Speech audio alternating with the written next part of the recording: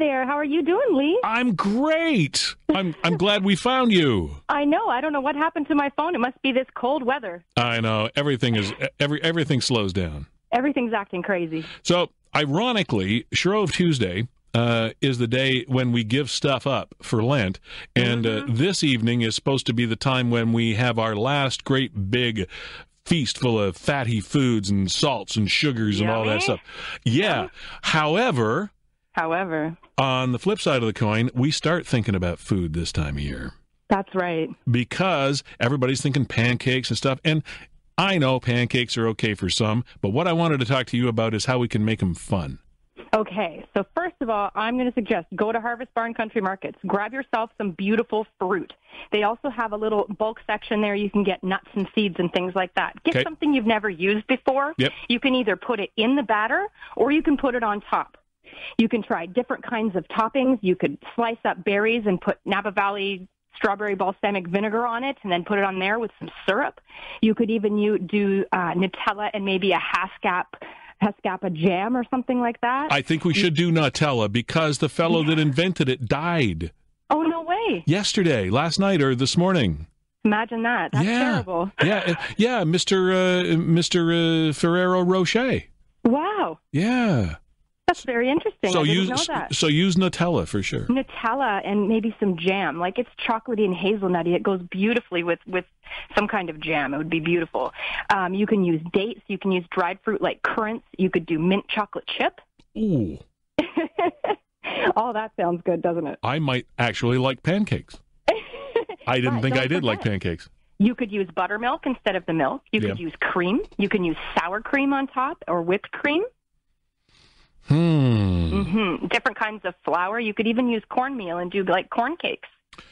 So basically, it's just let your imagination run wild here. That's right. And don't forget, you could do crepes. So you could do anything from paper thin pancakes all the way up to something that's nice and fat and dense like a bread.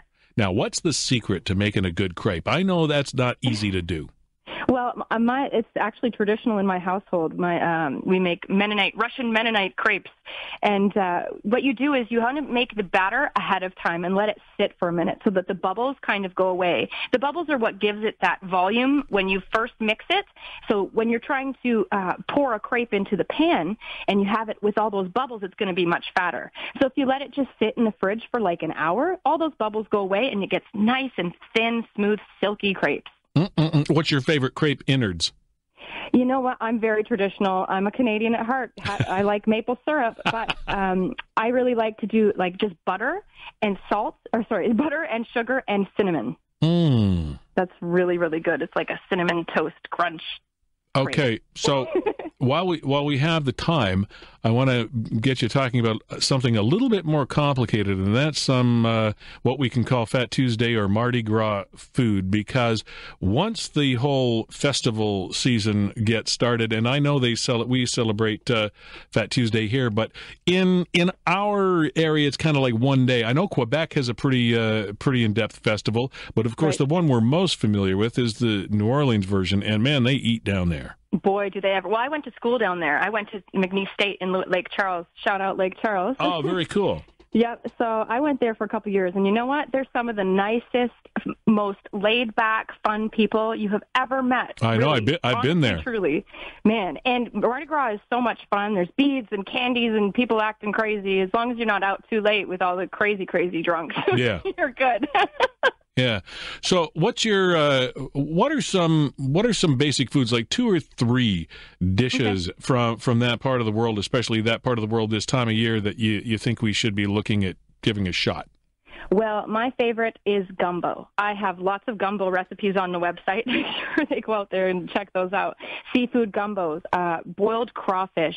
You can do, I've done some prosciutto-wrapped Cajun scallops this weekend. I did a seafood etouffee. Oh, etouffee is like a Cajun gravy. It's kind of a tomato-based gravy. That's the closest thing I can liken it to. And you can put any kind of seafood in, shrimp or crawfish. I did some mussels and clams as well. And you put it over rice, and it is just ridiculous. We destroyed that this weekend. So you've been into this for a little while now. Absolutely. We have to get ready for you guys. Yeah. So with regard to going to New Orleans, and of course, it's that area, especially through Mardi Gras, centers around two basic things: music and food. Music, food, and alcohol. Well, yeah. I mean, that's kind of a given. This is true. That runs across the gamut of just about everything they do down there 12 months out of the year. They do a lot of drinking down there, Cher. Well, in the French Quarter, you can find so many great little restaurants and pubs and things like that, bars, but they have all different kinds of music. Now, it's not just jazz. I know. That's what you really want to go check out, is the real, bluesy and jazzy places.